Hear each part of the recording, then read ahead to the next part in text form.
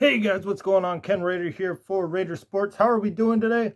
Before I start this video, I would just like to say thank you guys for your comments and your feedback, and thank you for, making me feel all warm and fuzzy inside with the fact that some of you guys actually did miss me. And the fact that the video with a channel as low rated as mine, mine typically is, getting, 100 views is actually a great thing. Believe it or not, I'm not one of those people who are going to get, thousands of views all the time. But if you guys want, really good content and some clarity and understanding of what, and some realism thrown into this type of stuff, hey, I'm the guy. So anyway, we're not here to talk about me. What we're here to talk about is football. There are more tremors coming from the big freaking earthquake that happened last week. As we all know, Texas left and Oklahoma left, or are going to leave, the Big 12 for the SEC. And it has created, what are we going to do with the Big 12? Are they going to disband? Are they going to expand? Are they going to try to keep it together until 2024 and then figure out what's going on? That would be the next obvious video that I would make, right? But this ain't where we're going, because bigger things are happening even than the future of the Big 12. Like, the future of the Big 12 will be handled later on. It's not something that's absolutely need be talked about right this very second. But what has to be talked about is the fact that they have just announced that they were going to expand the playoffs, and now people are imploring the heavens on trying to delay it. And I've been looking at why this is happening, and I think I figured it out. It's basically the fact that people feel like the SEC has duped everybody, and this is really a big type of insider trading that's been going on, with the fact that the SEC commissioner decided to vote to expand everything and push it along, while in some deep dark alley, him and the Texas representative and the Oklahoma representative and ESPN are all working undercover to expand the playoffs and to get Oklahoma in and Texas in, so that way the SEC can have as many power teams and have as many possible playoff teams as humanly possible. And I thought this was crazy, actually. I thought, like, there's no way that would work, them getting 5 or 6 teams in a 12-team tournament. And then I actually decided to dig into it a little bit, and I realized it is not actually all that crazy, because all it takes is a couple of teams to have, or a couple of conferences to have off years, to where, like, say, the Pac-12 doesn't get any teams because the Pac-12 has a bad year, or the Big 12 disbands, and that opens up at least another potential spot. And so I decided to graph all this out, and I know a lot of you guys commented and told me about how you guys couldn't see the whiteboard, so I'm going to actually do this video on the TV screen here on the NCAA 14, and I'm actually going to show you guys how this would have broken down with last year's college football rankings, and you'll actually see why everybody, by using this metric, is legitimately freaking out. So guys, let's go check this out. So now that we're at the screen, up on it is the 12 teams that would have qualified under the new rules of the college football playoff, using last year's college football playoff rankings. And this explains exactly why everybody wants to stop this thing from happening all of a sudden. After everybody was pushing for it, now everybody feels like they have been duped by the SEC, as they knew all along that Oklahoma, who won the conference, who won the Big 12, and Texas are coming over to the SEC. Okay, and on the left you have the top 6 teams who won their conferences.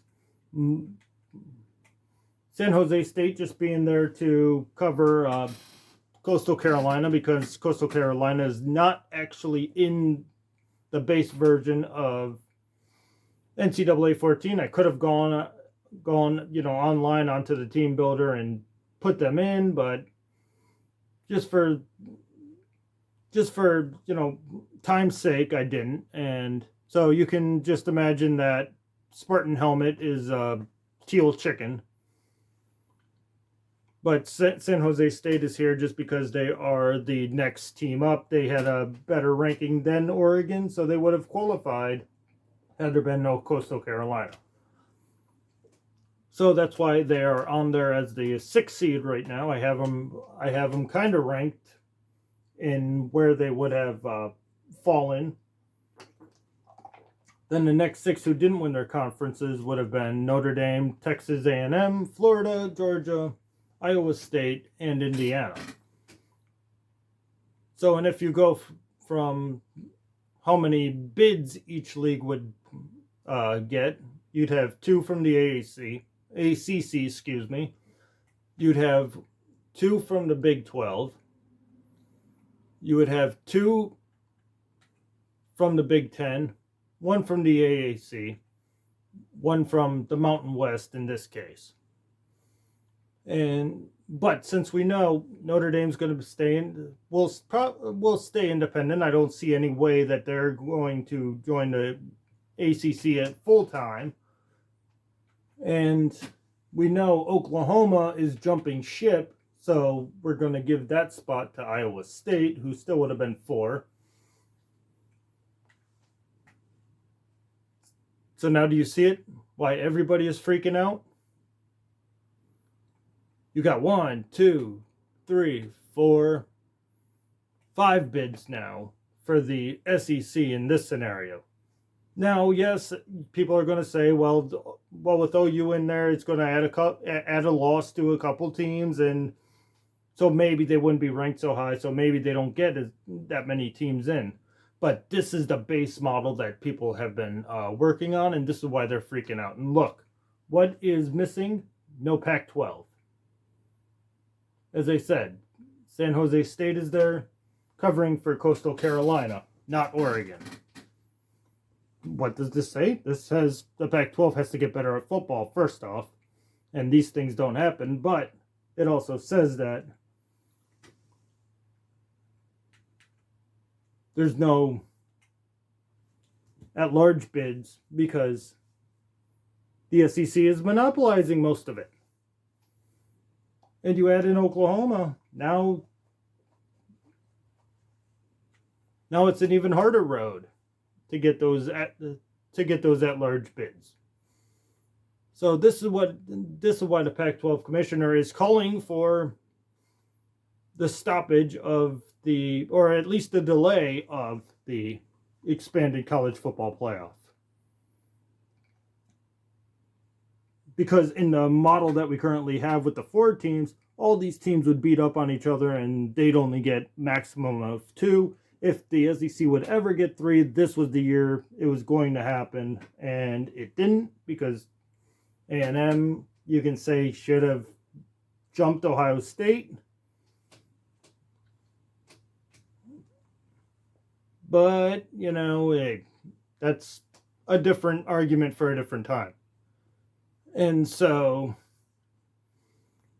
yeah, that's kind of where we currently stand. And with the fact that they have so many at-large teams, they would pretty much have a team in every game in the first week. And who knows what the payouts per game would be for the conferences, but you'd have to imagine that they'd have to be a sizable amounts even for the first weeks, and then you go into the quarterfinals, and then you go into the semis, and then you go into the finals. And as you go through all that, they could get up to 9 games. That's 9 payouts, creating an even further financial divide between the SEC and the Big 12, and the SEC and the Big 10, and the SEC and the Pac-10, and everybody's like, hey, we're going to be falling behind, so we got to slow this thing down. we got to at least delay it so that way we can all have time to adjust, because we didn't know this Oklahoma and Texas thing was happening to the SEC. And so we just need time to make our counter moves. And this is what's pretty much going to drive, along with the NIL, this is what's going to drive all this realignment if they keep this model in place and say, you know what, we're just going to initiate it now. Then everybody's scrambling, and then you got a complete mess on your hands when it comes to realignment. But guys, I hope you at least enjoyed this part, and I hope this brought some clarity to why they're trying to slow down the initiation of the expanded college football playoff.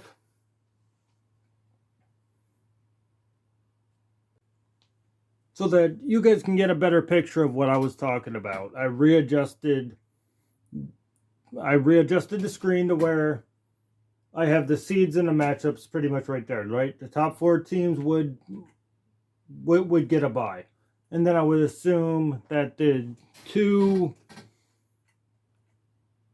lowest ranked qualifiers who won their conference would at least get home games for doing so, kind of like, the NFL does, where all the division winners get ranked 1 through 4. I'd assume they'd get at least the top 6 seeds, while everybody else gets, 7, 8, 9, etc., etc.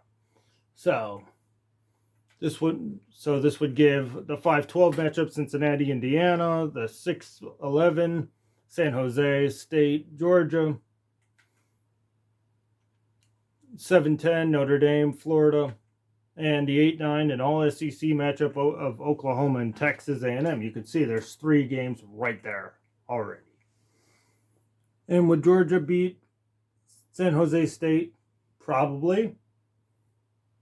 So Clemson's the 2. So that would be Ohio State would then go play Ohio State.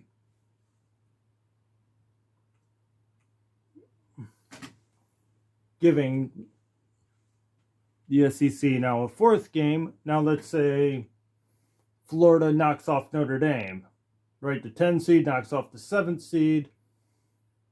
So then Florida would go play Clemson.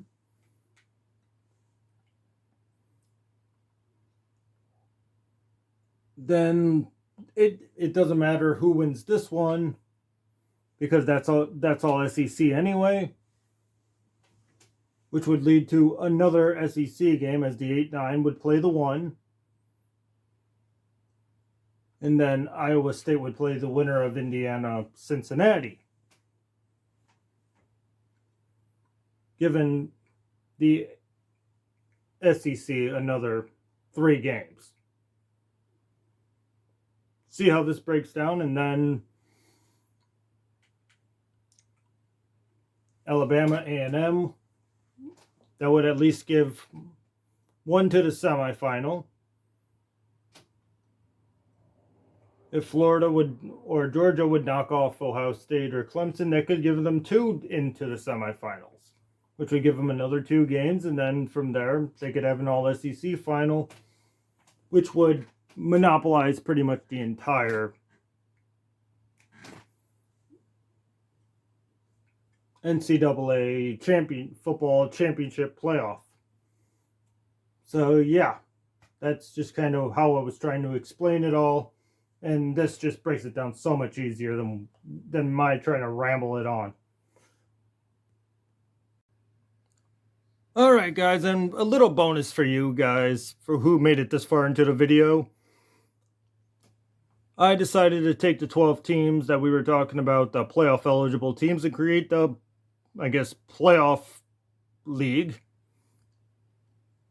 And we had some pretty interesting results as I ran it through a simulation on NCAA 14. We had Ohio State winning everything. They went 13-1, 8-1 in the conference. Which, okay, I might tentatively buy, but we did have some shockers that I'm not really buying into, like Notre Dame going 11-2, 6-2 in the conference. Bama 6-2, okay. A&M 6-3. Florida, then Cincinnati, Iowa State. I think they'd fare a little less better than that. Indiana, yeah. San Jose State, 1-7, 5-7 overall. That sounds about right. That Indiana and San Jose State would kind of struggle, but Clemson over here at 5-7, 2-6. Yeah, that's probably the one outlier that I can say definitely wouldn't happen in a simulation like this. And for you guys who hate Michigan, like I do, I just had to dump them somewhere because for this video I was only worried about the same 12 teams. Well, there you go. Michigan finally wins the conference. Conference USA by defeating UTEP in the conference championship game, because I just had to dump them somewhere. So Conference USA was the next screen over, so that's kind of just where they ended up. All right, guys. Harbaugh wins. So, guys, hope you like this thing. Leave a comment, leave a like.